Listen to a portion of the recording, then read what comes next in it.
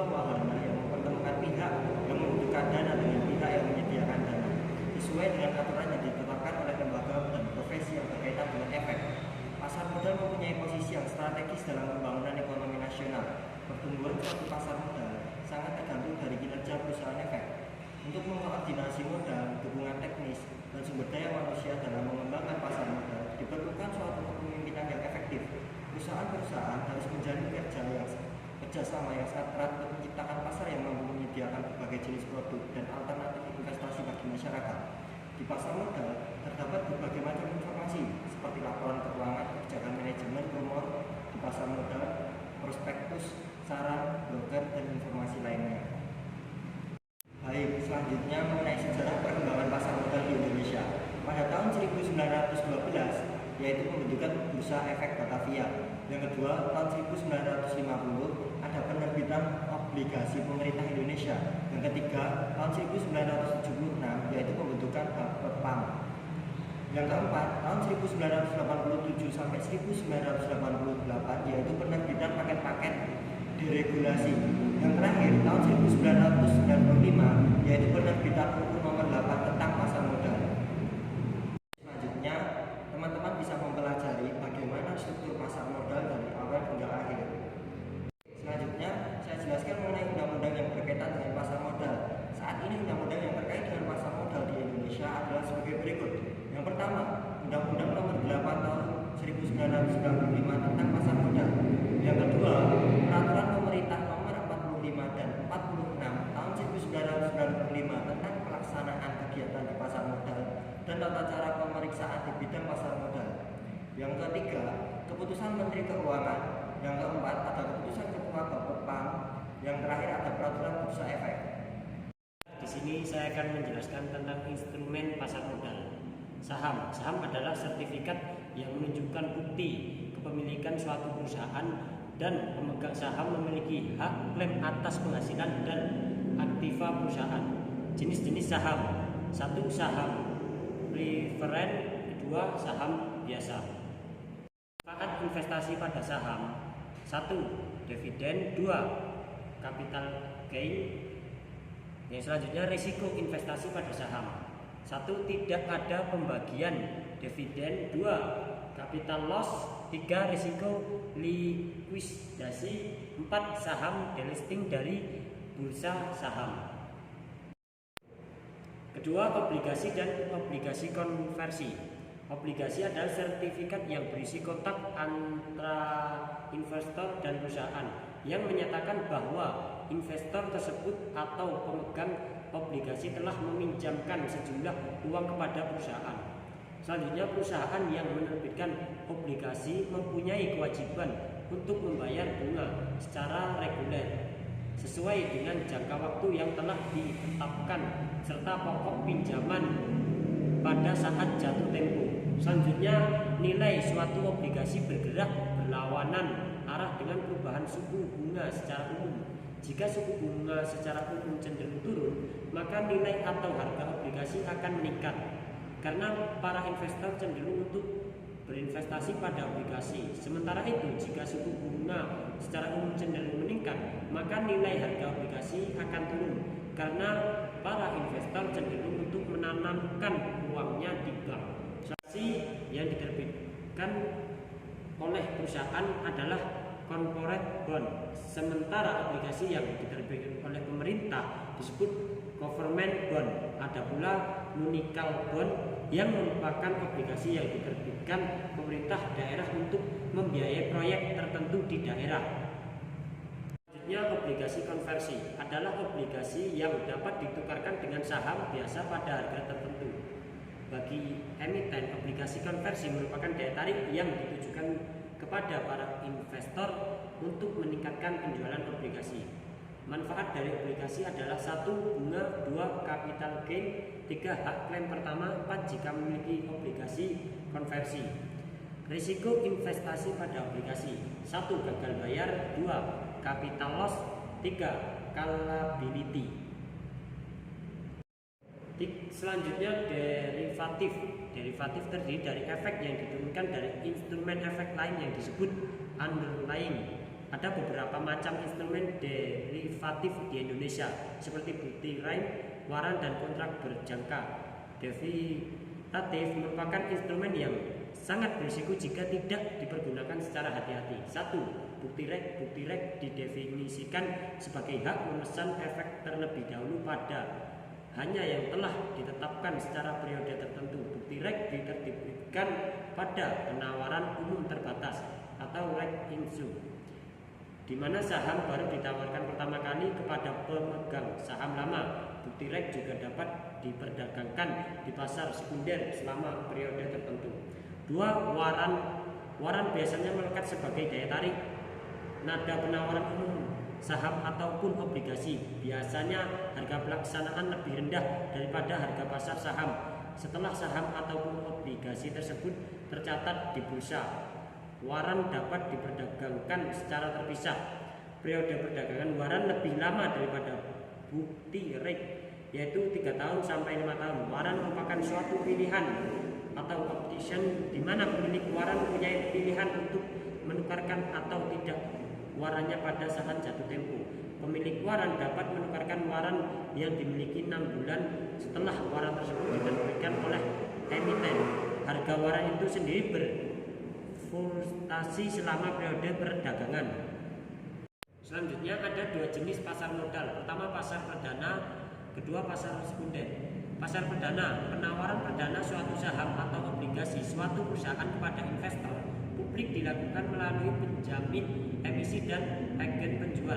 Investor yang berminat dan memesan saham atau obligasi dengan cara menghubungi pinjaman emisi atau agen penjual dan kemudian mengikuti prosedur yang telah ditetapkan.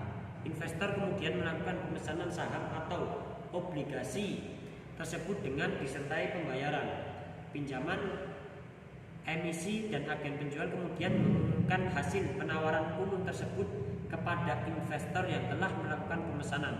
Proses penjatahan saham atau obligasi atau biasa disebut dengan allotment kepada investor yang telah memesan dilakukan oleh penjamin emisi dan emiten yang mengeluarkan saham atau obligasi.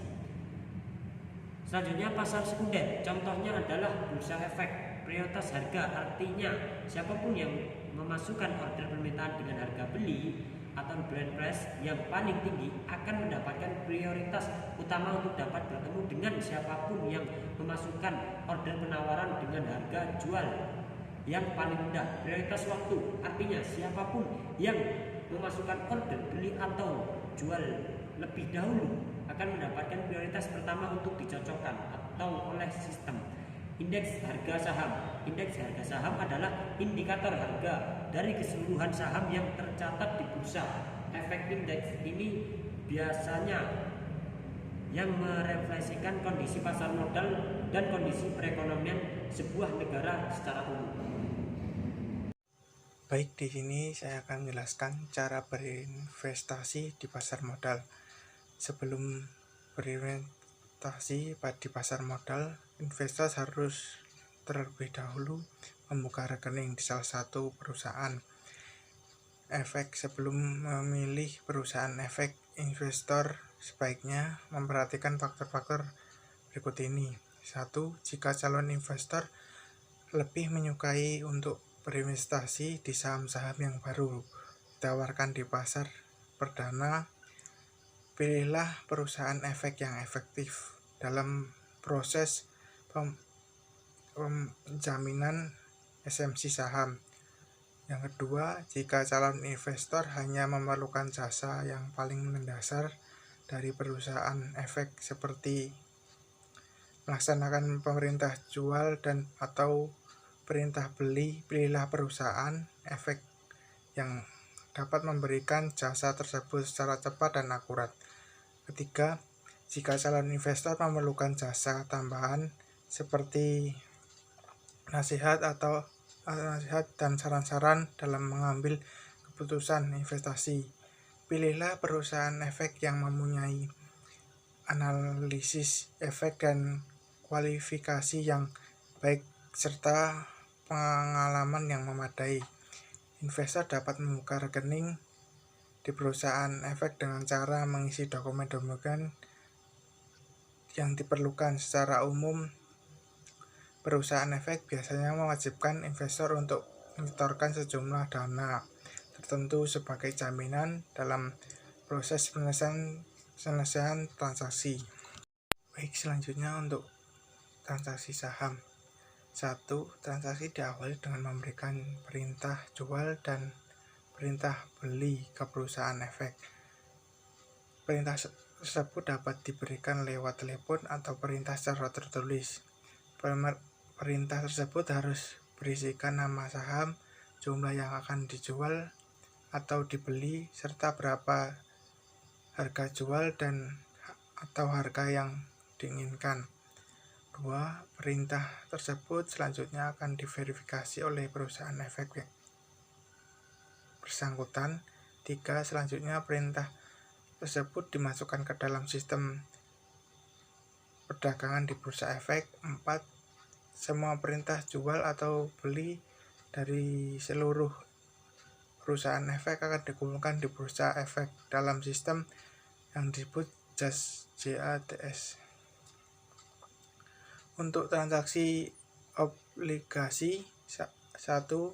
Transaksi dimulai dengan penempatan kotasi di sistem perdagangan di base yang disebut outfish, sehingga semua kotasi yang masuk ke dalam sistem dapat dilihat secara real time oleh pelaku pasar lain. 3. Melalui outfish, partisipasi dapat melihat kotasi yang paling menarik bagi dirinya. 3.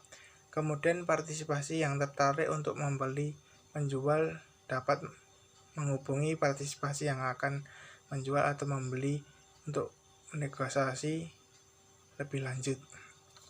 Selanjutnya, cara memilih instrumen pasar modal. 1. Strategi investasi. Sebelum memulai berinvestasi di pasar modal, investor harus memahami beberapa faktor di bawah ini. 1. Dana yang diinvestasikan di pasar modal adalah dana yang lebih, bukan dana yang akan digunakan untuk keperluan sehari-hari, dan juga bukan hanya yang digunakan sebagai dana cadangan atau dana untuk keperluan darurat. 2. Tujuan investasi. Tentukan apa yang saja tujuan dalam berinvestasi di pasar modal, dan buatlah skala prioritas mana yang paling penting dari sekian banyak tujuan yang ada. 3. Tingkat toleransi terhadap risiko. Seberapa besar investor bersedia menerima risiko kerugian dalam mencapai tujuan investasi. Tingkat toleransi tersebut biasanya ditentukan oleh karakter individu masing-masing investor, umur, pekerjaan, kesehatan, kekayaan, dan lainnya. 4. Jangka waktu investasi. Berapa lama investor bersedia menanamkan dana di pasar modal. Untuk selanjutnya, 2. Pilihlah instrumen pasar modal yang paling sesuai dengan strategi investasi secara keseluruhan. Setelah efek-efek atau instrumen yang paling sesuai telah dipilih, maka langkah selanjutnya adalah mempelajari instrumen yang menerbitkan efek tersebut. Investor dapat memulai dengan jalan mempelajari prospektus yang berisikan antara lain: 1. Jenis usaha dan juga riwayat emiten. 2. Jumlah saham atau obligasi yang ditawarkan ke publik serta harga penawaran. 3. Tujuan dari penawaran perdana. 4. Prospek usaha si emiten beserta resiko-resiko usaha yang mungkin terjadi di masa depan. 5. Kebijakan pembayaran surat utang dan juga kebijakan pembagian dividen. 6. Kinerja keuangan secara historis. 7. Agen penjualan yang berpartisipasi dalam proses penawaran perdana. 8. Jadwal pelaksanaan penawaran perdana.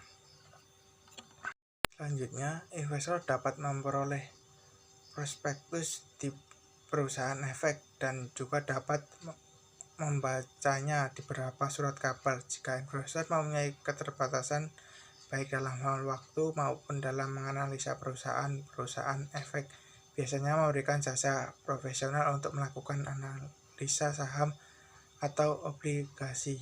Laporan analisis biasanya terdiri dari analis fundamental, lebih menekankan kepada faktor fundamental dari statement seperti kondisi keuangan, hasil operasi, dan juga faktor-faktor ekonomi makro yang akan mempengaruhi secara signifikan prospek usaha emiten. Analisis teknikal lebih menekankan kepada perkiraan harga saham atau obligasi di masa yang akan datang berdasarkan data pergerakan harga saham atau obligasi dan juga volume perdagangan atau perdagangan saham atau obligasi di masa lalu. 3. Evaluasi instrumen pasar modal. Evaluasi keadaan ekonomi secara makro dan tren industri memegang peran penting dalam investasi di pasar modal. Kebijakan moneter dan kebijakan fiskal yang dikeluarkan oleh pemerintah seperti peraturan perpajakan, kebijakan tingkat suhu bunga, belanja pemerintah, serta tingkat inflasi yang terjadi akan memberikan pengaruh yang signifikan ke seluruh industri dan perusahaan atau emiten. Kebijakan-kebijakan tersebut dapat memberikan pengaruh positif, negatif, ataupun netral terhadap pendapatan, pengeluaran, dan laba perusahaan atau emiten yang pada akhirnya akan mempengaruhi tingkat pengembalian investasi. Demikian